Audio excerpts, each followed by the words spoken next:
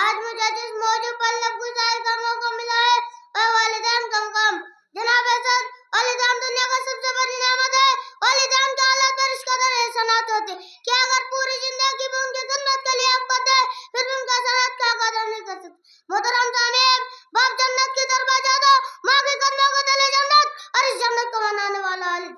ماں جنم دیتی ہے تو باپ زندگی دیتی ہے، ماں چلنا سکھاتی ہے تو باپ چلنا سکھاتی ہے۔ الغرض والدین اللہ پہ سفر تعالی ہے۔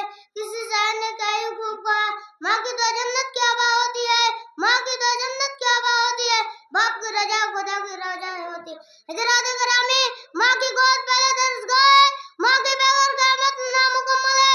عورت کا حسین طلیب روپ ماں ہے، دھرتی کا سب سے قیمتی چیز ماں ہے۔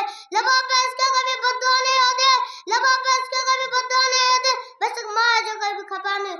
حکام صاحبان، کتاب و سنت میں والدین کا مقام اس طرح بیان کیا گیا ہے، یہ دونوں بھی تمہاری جنت بھی ہے، تمہارا دوزخ بھی۔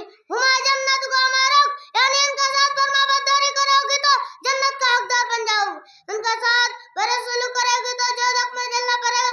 صحیح حدیث کا مفہوم ہے کہ ماں باپ کو نظر رحمت سے دیکھنا مقبول حج کے برابر ہے۔ الغرض والدین، حکومت، ادائے دین، سکون عزت۔ لہذا میں اگر اللہ تعالیٰ سے دعا ہے کہ والدین کا مقام تاریخ خدمت عزت احترام کرنے کی توفیق دادا فرما آمین۔ کرنا نہیں ہے نا